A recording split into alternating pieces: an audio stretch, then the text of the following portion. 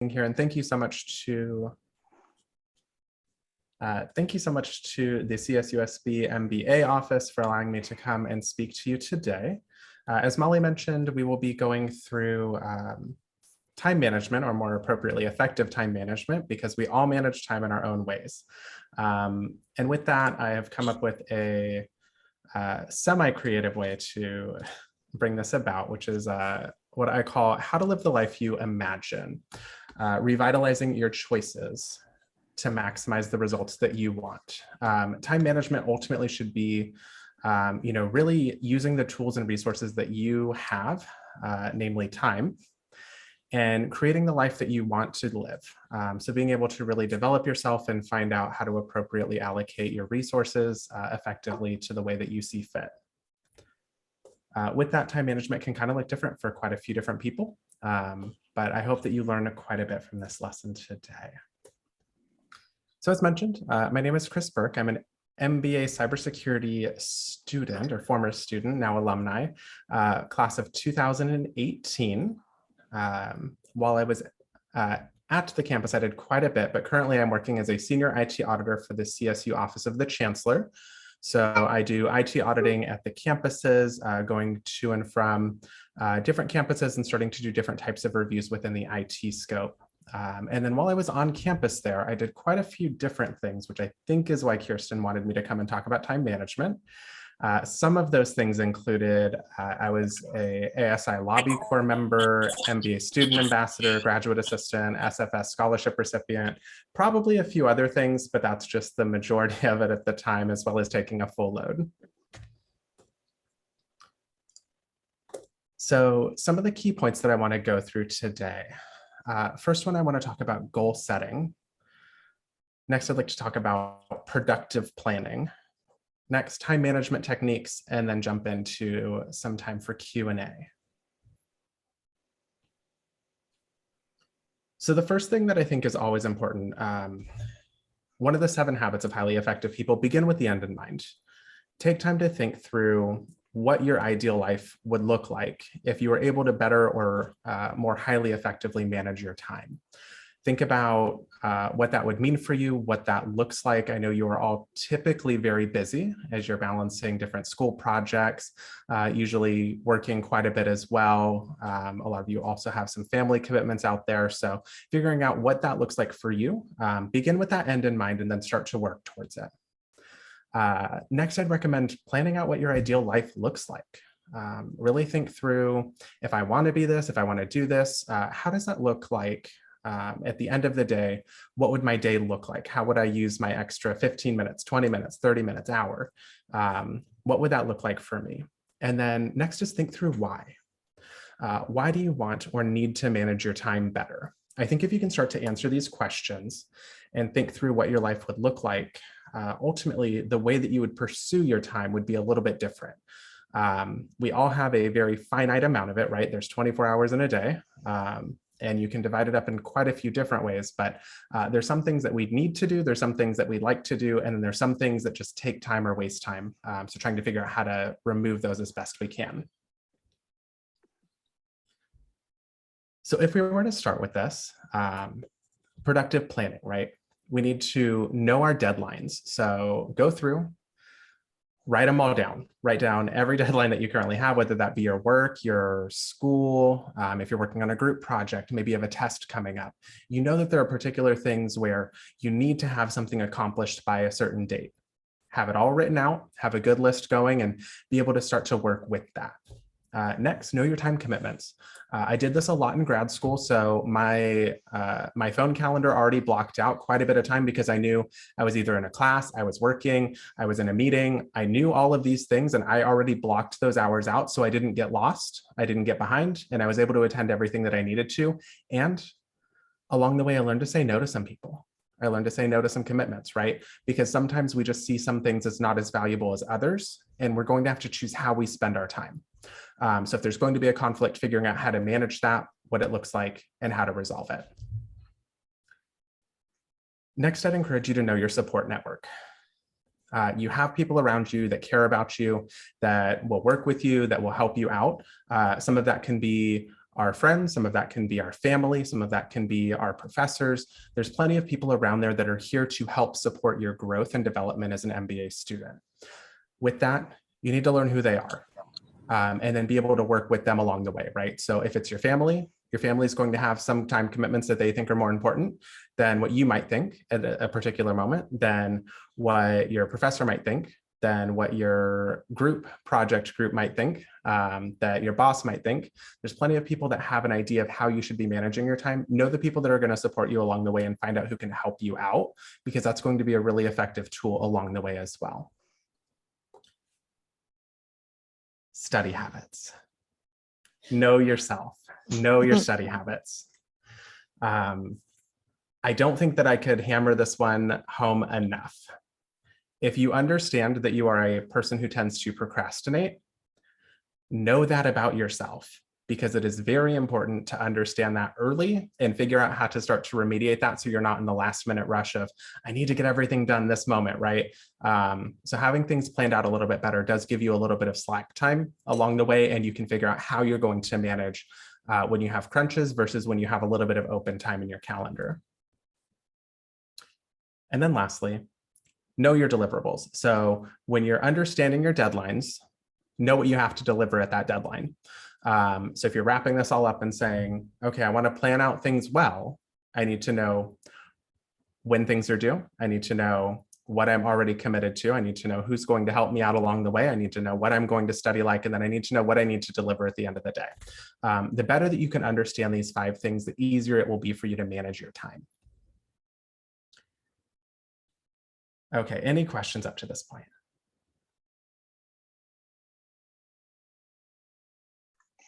If you have any questions for Chris, you're welcome to add them to the chat box, and I'll be happy to share them as he goes along. I am seeing a question from Rudy. What's your recommendation for a place to write down and track this information? Yeah, that is a great question. So where would I write this down? Myself, I'm driven by my calendar. If it's on my calendar, I do it. Some people, they don't think about their calendar. They don't look at it. They put it on their computer somewhere. It's not on their phone. It doesn't alert them. It doesn't do anything for them. If you're that type of person, either change your habit and make it so that your phone starts to tell you when you need to be places and when you need to be leaving and everything else, or find a system for yourself. If you like writing things down and you want to have a giant calendar on the wall that has all your dates and where to put them and everything else, that's fine too. Ultimately, time management is really going to be around how you can utilize these tools. So if there's ways that work better for you, I would certainly take the time to say, I'll try out a couple of different methods. I'll see what I like. The only reason that I like having a phone calendar versus a calendar on the wall is that I'm not always at the wall. So if I can't look at the calendar on the wall and I'm out and about and I need to figure out if I can commit to something or not commit to something, it's not much good if it's on the wall at home, because then I'm either going to forget about it on the way home, or I'm going to commit to something that I can't do and then forget about that. And that's never good. I can relate to that. Definitely. Okay. So the next stages here is going to be talking and diving into some of the time management techniques that really could help you out as you are figuring out what your schedule is going to look like and how you're going to claw back some time into your schedule. So the 3 techniques that I'd really like to highlight today, and this is going to be a brief overview, so bear with me. The first one is the Pomodoro Technique. I particularly enjoy this one and schedule blocking, but I know a lot of folks really enjoy the getting things done. So I've included that as well. And ultimately, time management is going to be a system that works well for you. Some people seem to manage time a little bit better than others. Some people enjoy particular systems over others. So I've done a quick introduction to each of these, where I'm going to talk about who this is probably most ideal for, and then get into how do we do it. So the first one we're going to talk about is that Pomodoro Technique. This one's great for people that are dealing with burnout, particularly work and school. So if anyone is in that vein or feeling a little bit stressed or stretched thin at times, this might be a really good technique to keep hold of and keep tight. With this is also quite good for those who are creative thinkers. So if you kind of like to think outside the box, or you have maybe a creative project that you're working on, this can be really helpful to protect yourself from burnout, but also provide you opportunities to dive in a little bit deeper into these things without some of the mental strain that can go along with just hammering away at a project for a long period of time. The steps for this are pretty simple. So it's really 4 steps with a 5th one to say, repeat it. So the first one is choosing your task. So you're going to understand that, okay, maybe I'm working on a homework project. I need to get a term paper done. Okay, so be it. So you're working on this, however long term paper, let's say that it's, what do we want to do? 10 pages? Okay, so we have our 10-page term paper, right? We're going to set a timer. Usually,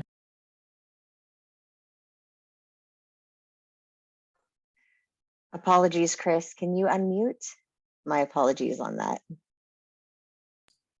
Thank you. Okay. Where did I lose us? Setting a timer. Yes. Perfect. So setting a timer. When you're setting your timer, usually folks go with a 25-minute duration. You can set it as you see fit. I've seen people do 50 minutes with a 10-minute break. I've seen people do 25 with a 5-minute break. The idea is to break up your time so that way, if you have, maybe a 2-hour block, you don't just burn yourself out by trying to hammer away at it for 2 hours or feel like there's, a lot of distractions or, when you set aside a really large chunk of time, you have opportunities for other things to slip in, right? That's the email, that's the other work project, that's the phone call, the text message, the instant and infinite scrolling of every social media platform you could possibly think of. Put your notifications on pause. Let your support system know you're not dead. You're working on a project. Have it set up. Set your timer for 25 minutes. So let's say we're working away at this task, focus on it for the duration. So put everything else aside, put away any notifications, don't have a textbook out for some other class that you're a part of, don't have your notes out for other things. You're focusing on your term paper. So you need things that are related to your term paper. Okay, your timer's gonna go off. Take a break. 5 minutes, it's not the end of the world. Go to your, you've earned it, your 5 minutes of text time. It's usually good to set a 5-minute timer because we can always sometimes let that go a little bit. Start to do our scrolling or, I got caught up in this other thing, or I went to go grab a bite or whatever that is. So set your timer. So either 25 and 5 or 50 and 10, whichever is going to work better for you. With that, go through and continue to repeat the steps until either your time is elapsed. So let's say that you had 2 hours to work on this. Okay, your 2 hours is up. You've made 2 hours of progress, and so be it. Or with that, you've made roughly, 10 minutes of break per hour. So an hour and 40 minutes worth of work on your term paper, or until the project's done. So if you have a project that you just want to hammer out, this is a great technique because you can continue to do the cycle without really feeling the burnout because you're earning that break time every time that you end up putting in some work. Additionally, know yourself. So if this technique doesn't seem like it's going to work, I'd say give it a chance. If it's something that you want to try out, give it a shot, see if it works for you. If not, there's 2 other techniques that we're going to go through and it may help you out a little bit more.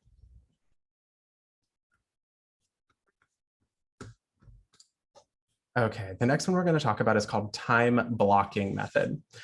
This is one of my preferred methods. It's how I feel like I made it through grad school and quite a few other projects throughout my life, because I enjoy having multiple commitments and have a very analytical mind.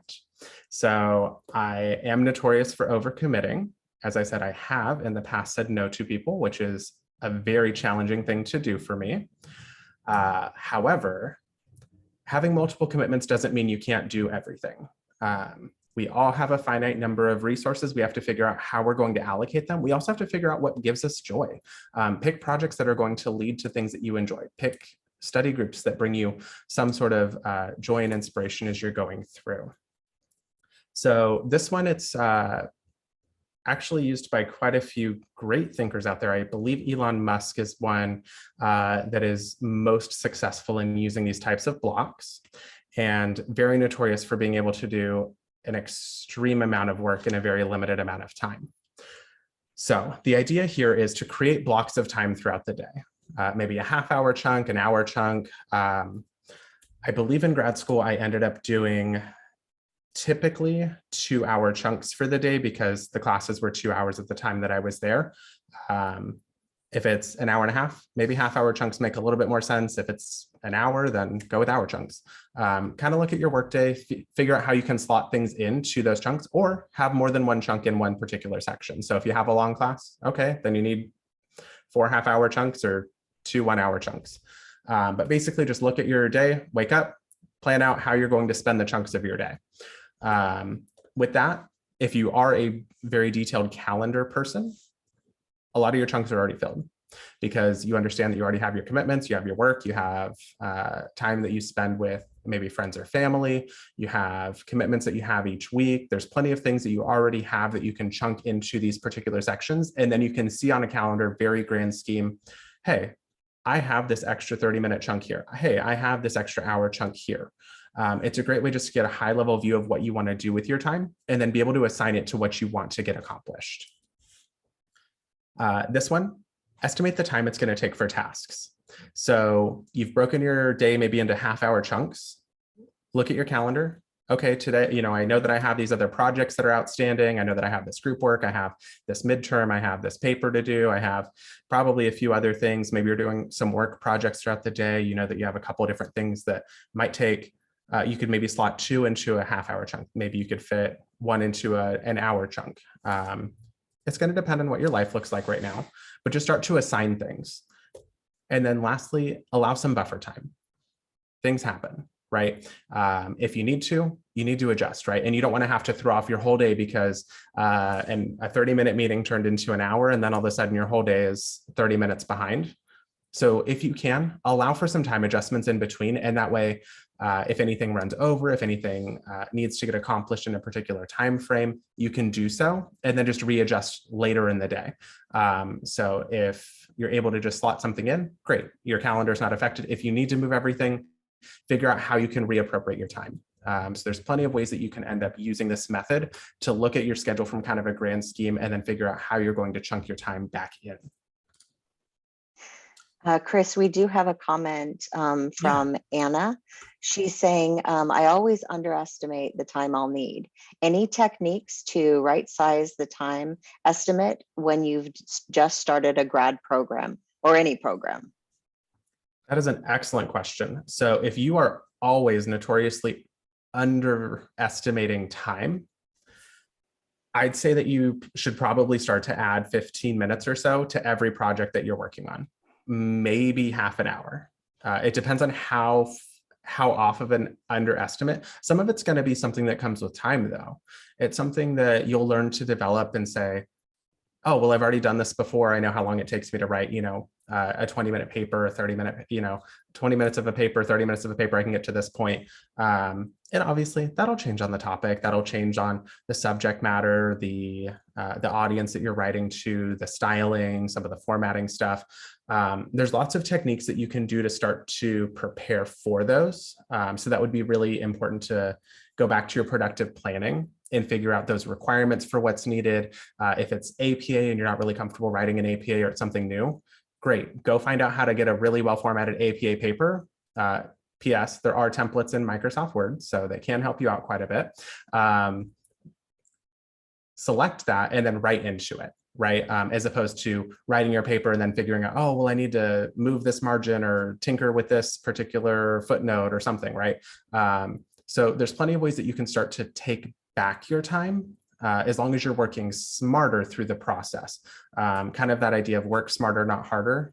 If you're underestimating continually, I'd say either give yourself a little bit more buffer or over time, you're going to, especially if you use time blocking, you can look back and say, oh, in the past, I ended up doing this much time for this thing, right? And that's if, particularly for me, I could look back and see what I was doing back in 2017 while I was a grad student and flying from different place to different place and trying to tackle 3 research projects or whatever else.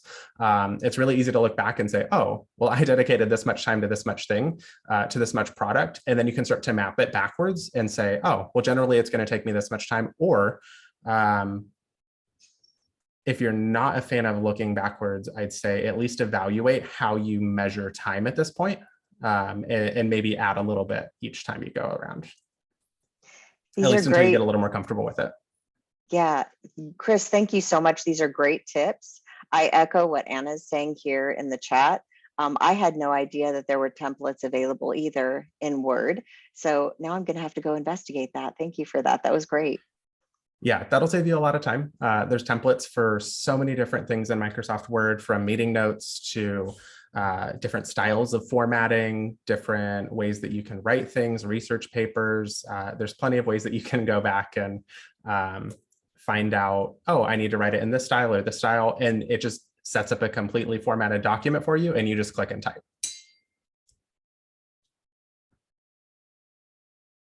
Yes, there is the auto format for citations in Word as well. Very helpful, will save you a lot of time. Thank you for that, Kirsten and Chris. Okay, and then this third method that I wanted to get into today, as I mentioned, this one is not one that I typically use, but it is particularly helpful, especially for those that are feeling a little bit overwhelmed, and you have some difficulty focusing on one thing at a time. So I think a lot of us have a what I call a myth of multitasking. I don't feel like people are particularly good at multitasking. I think people are particularly good at letting some things go into a stagnant, repeated fashion, and then focusing on one thing. I haven't found many people that are great at fully giving their attention to more than one thing. Instead, you're kind of deferring your attention to one thing and then to another, and then none of it really comes out the way that you want. So if you're feeling that way, if you feel maybe a little bit overwhelmed, you feel like I have a really hard time just sitting down and working on one thing. I want to have, my phone, my computer, my tablet, my video going in the background, some music happening, some of this and that. Great. This is a great way to start to kind of capture your attention and then focus it on the one project you're working on at a time. First, write down everything that's pulling your attention. That can be work, that can be home, that can be if something, that could legitimately be like foreign conflicts. That can be things that you have absolutely no control over, but it seems to be capturing the majority of your mind. You're stuck on the news, you're stuck on maybe some other areas that are just really drawing your attention at the moment. Step 2, decide if you can act on it. Can you do anything about the thing that is capturing your mental attention? And I want you to take a moment and think about let's say today, right? How many things capture our minds that we have no control over, we can't do much of to contribute, and ultimately it's something that might be a long-term goal. Some of us are, maybe captured on the idea of a new job after graduation. Some of us might be captured on the next semester's classes, or there's plenty of other things that we can have our mental focus shifted towards that we can't really act on today. Great, write it down and say, I can't do anything about this right now. Ignore it. Cross it off your list. You've written it down. You know that it's something that you want to do in the future. It's going to capture too much of your time and too much of your mental capacity, really focused and stirring on things that you don't really have the ability to work on right now. If you can't do anything about it, don't let it capture your mind. Next, if you can do something about it, you have 3 options. Do it, delegate it, set it aside. So of the things that I can act on, I need to choose one of 3 things that I can do with it. The first thing is do it. If I see something on my list and I can do it and it's something within my capability right now to knock out, great, I'm just going to do it. Oh, I don't have time right now. Okay, I'm setting it aside. Oh, I'm working on a group project and I need a particular portion done so that I can finish. Great, delegate it. Hey, I need you to do this so that I can get to the work that I need to do. And I need it by this date so that I have time to do it. That is an effective leader. That is not somebody that is captured by deadlines, captured by all of these other things that are out in the ether that are trying to pull your attention. And then instead of being stressed about so-and-so maybe or maybe not doing the portion that they need to do, hey, You've delegated it, you've given a clear deadline, a clear task. And if they can't get it back to you at that point, that's when you revisit that conversation. But that's why you need something that's clear, direct, and ultimately, if you're delegating something, you need to be able to have accountability for the overall result, right? Because ultimately, at the end of the day, it's up to you, right? Yes, there are other people in a group. Great, you're still a part of this group. You're a part of the group's success. It's okay to delegate things. Just make sure that you have a clear deadline of when it needs to be back to you, what it should look like, and then give yourself some buffer time. If you can, let's say that you need to go through and do final revisions on an essay that you're doing with a group of people and you want to have a narrative flow between all of it. Well, you're going to need some time to sit there and review it. Give yourself that time. So sometimes deadlines need to be moved up a little bit for some folks so that you can get your project done, or allow a little bit of slack in the event that you have something come up, you're not able to do it at the moment, but plan that out. So do it, delegate it, set it aside. Next, go through, prioritize your tasks. What needs to be done? What needs to be done first, second, third? Just write a little number in that column of everything that's capturing your mind and you can actually do something about.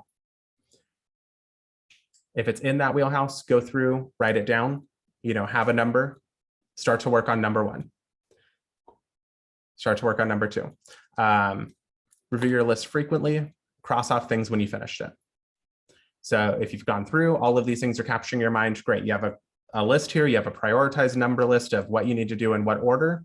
Great, start to cross things off. It makes you feel really good. It's relieved, it's not on your mind anymore. And then instead of a theoretical list in your mind of 80 different things that are trying to capture your attention, guess what?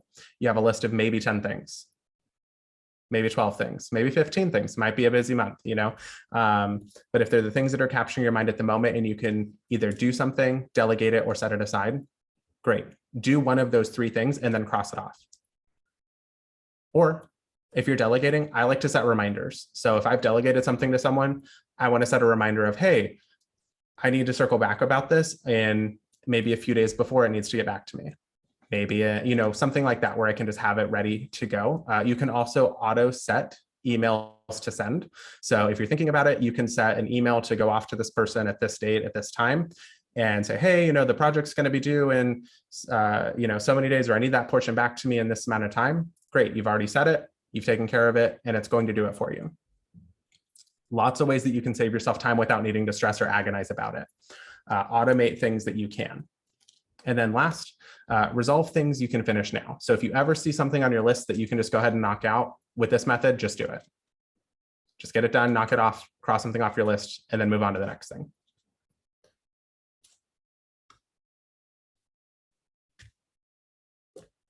Okay, here are 3 helpful resources that I have found that I think are particularly effective. The first one is that Getting Things Done method that we just talked about. There's a book that is written by David Allen. It might be something that you want to look into, something that you want to use as a resource or a reference guide as you move through either projects or other areas or times of your life. Next, Atomic Habits by James Clear. James is really articulate in being able to stack your habits so that way you automate the things that are easiest, right? We continue to do the things that we do repeatedly. So if you're able to go in and change the way that you choose your habits, you can stack them in a way that will give you the most productivity in the long run, right? Instead of maybe get up and do all of these things, great. Get up, make the bed, start to add it to your habit list of things that you do. Get up, check the calendar, make the bed, do all of these other things, start to stack things together. Really, really helpful. A lot of good resources in Atomic Habits. And then thirdly, Scrum, The Art of Doing Twice the Work in Half the Time by J.J. Sutherland. Scrum is a really useful project management tool. A lot of folks really enjoy Scrum. There are people that get paid good money to be Scrum experts. If it's something that you're interested in, if it's something that you would like to do, if you enjoy being able to figure out how to save time to do things better and to manage that for other people, this might be a great resource for you to start to look into. I believe all of these also have audiobooks because I know a lot of times we have commuting students, you have time in the car, great, take your time back. Listen to an audiobook, take your time back, listen to a podcast, take your time back, do something that's more productive for yourself and to be able to build on the skill set that you want to develop. What we focus on is what we win at. So I can encourage you to go back and figure out how to win and what you want to win at. Questions? Oh, I loved that quote. What we focus on is what we win at. Oh, I need to write that down somewhere. That was great. Anybody have any questions for Chris? Anything in particular that they're facing with their time? Okay. Thank you, Lorraine. I'm glad you've enjoyed the presentation. Anyone else? Feel Yes, free. just want to say Yeah. how Chris is, your delivery, we're studying that in my class, so your delivery is amazing.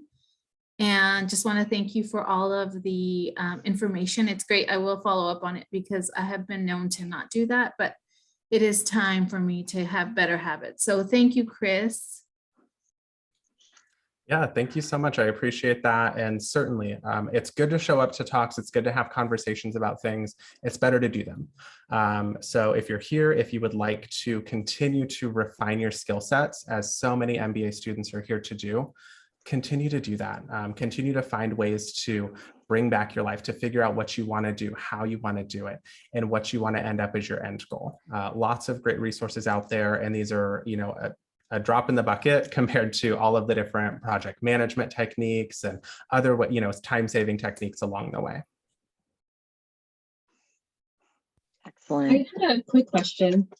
Can you tell us again, like, your process of saying no to certain activities? Yes. So as I mentioned, this is a very challenging area for me because I am typically driven by my calendar. And if I see an opening on my calendar, I typically have a really hard time saying no to somebody, right? If we see that we have the theoretical opportunity to do something, okay, I'll do it. That's not a bad habit to be in inherently, but I think it can lead to some challenges, particularly as you're in grad school, particularly as you have other life commitments. If you're working, especially, say yes, maybe, and then go do it. I think that's there is some wisdom in that, right? Like, yes, and figure it out and go do it. But also sometimes saying no is really effective. And the ways that I have found to say no effectively, I would say no to things that I am either, well, first of all, I'd say no to things that I'd find morally objectable. I would say no to things that I think are going to be time wasters as opposed to productivity providers. So if I see something as more of I don't see the value in this, can we reevaluate this and maybe find something else? And then the other areas that I may say no are if I have not left time for myself to rest. Because I understand myself a little bit more as time has gone on. I have been very prone to seasons where I would not rest or not rest well because I was trying to run the world and become all that I could be. The world will continue to spin. The world will continue to function and operate with or without me doing everything under the sun. Like, I don't need to go and till the land to ensure that the earth spins. Thank goodness. But I would say that blocking out time for rest is wise.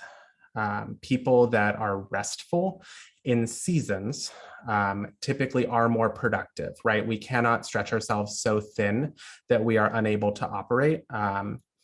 And there's a lot of times that we're very prone to do this. So figuring out what that means for you, I would say at a minimum, try to get 7.5 hours of sleep.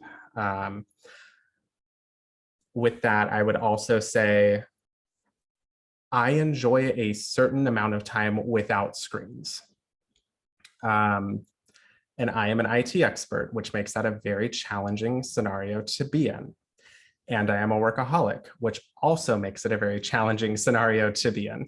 However, I believe that it is better for myself and for my family to not be on my screens all the time. I think it is better for me to take a moment or a season to rest, whether that be, after a certain time in the evening. I have my phone to say, do not bother me. Every night, it hits it. I will not get a notification unless I go and look for them. Same thing, I let that run all the way through to the morning. The world can wait. If I'm stuck up on something, maybe I need to go write it down and figure out where it's going to fit in a priority list. But I'm not going to sit there and damage my family so that I can maybe do one particular thing that I don't necessarily need to do right now. Sometimes we have busy seasons, we need to get stuff done. I get it. Life is crazy. We all have other commitments, other time things. There's family. There's so many other things that we could give our time to. I'm saying there is wisdom in giving time to rest.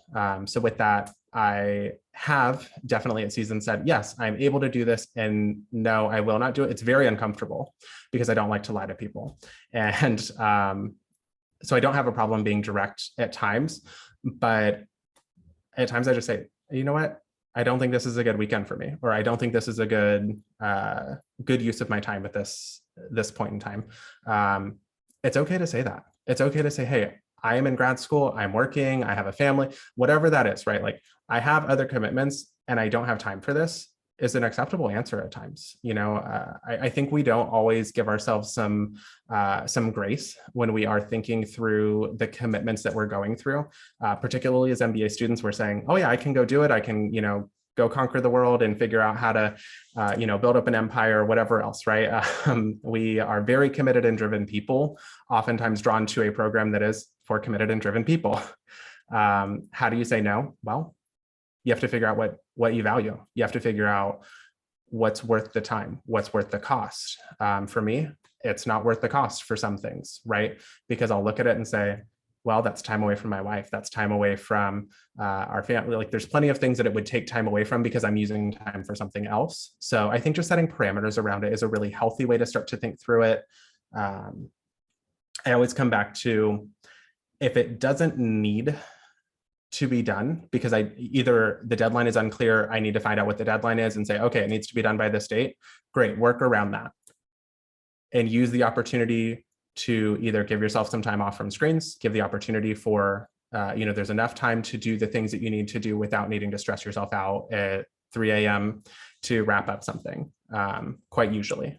And sometimes not, I've spent nights at CSUSB in which I was legitimately in the library until an unfortunate hour. My parents thought I had died, like on the side of the road, and I was not. My phone was off and I was at school and life was going on.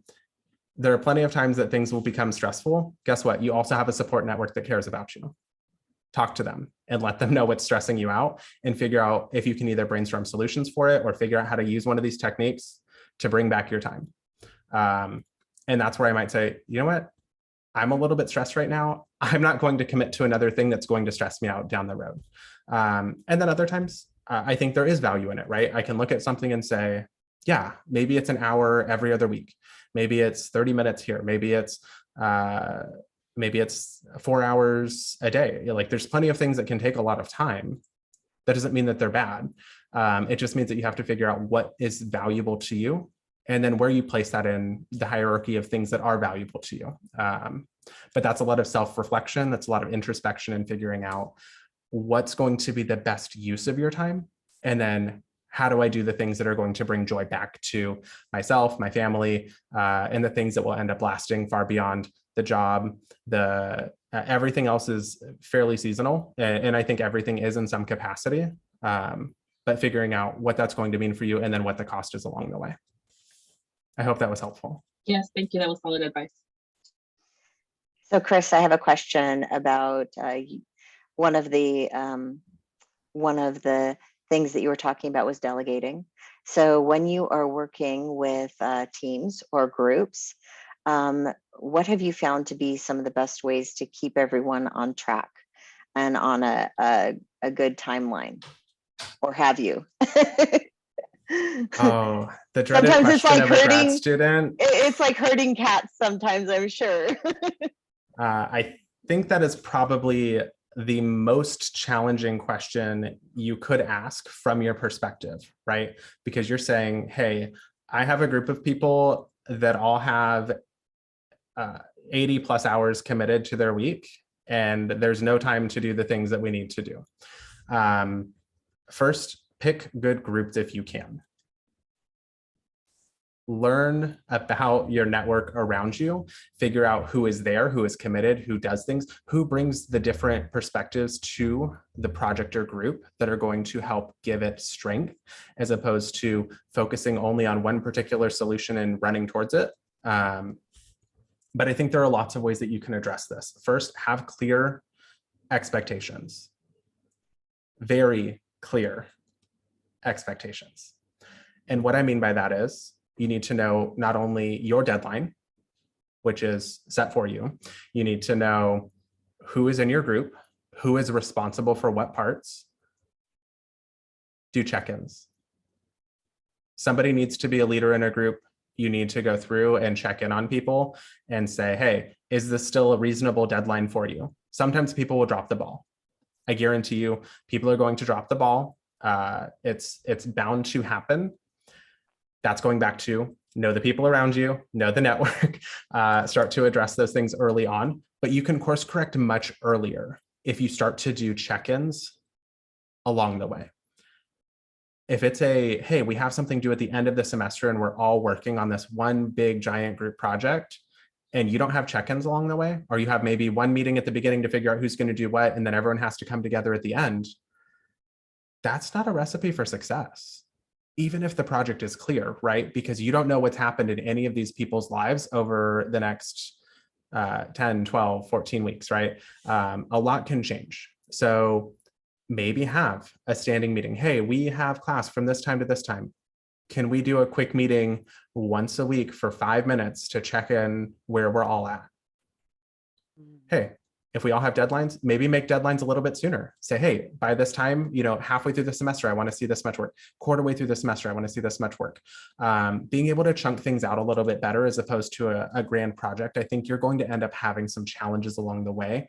If you just say, here's a big project and we're all going to tackle it at the same time, and we're going to have this weird Franken monster at the end of it where everyone's written some weird part that kind of has some cohesion, but not quite. Not a great recipe for success. Also, the group leader is doing another job, right?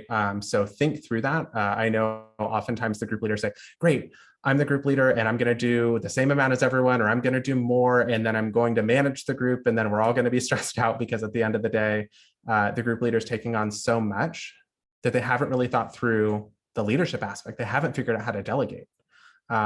There's plenty of ways that you can start to articulate that early on.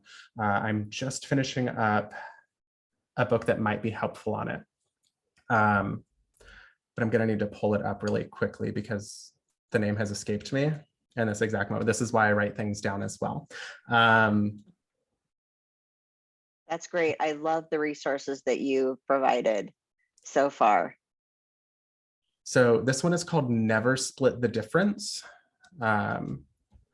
It is written by Chris Voss, V-O-S-S, and it is about negotiating, and it's negotiating as if your life depended on it. So it is written by a former intelligence source that did very unique types of persuasions on different groups. I don't want to give too much of it away, but there's a lot of good resources in there, and it's certainly a good way to start to change the way that we speak in these scenarios, because I don't want to leave any open-ended statements that could have been a question or interpreted as a question. I want to have some things being very direct of this is what needs to get done.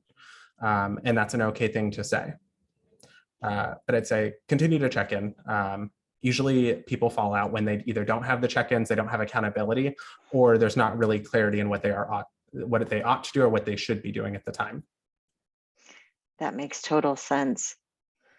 Does anyone else have any other questions for Chris? Okay. Chris, oh, let's see, never split the difference. This is a comment from Christopher. Never split the difference can completely change the wording used to get the desired outcome of a situation. Oh, wow. I'm looking forward to reading the book. Sounds It's very interesting. good so far. I'm very excited to finish it. Excellent. Well, Chris, thank you so much. This presentation was so valuable today. And thank you everyone for joining us. We will have a recording of this on YouTube, and we will share that information with you. Thank you again, Chris. Thank you. Have a great evening, y'all. Okay.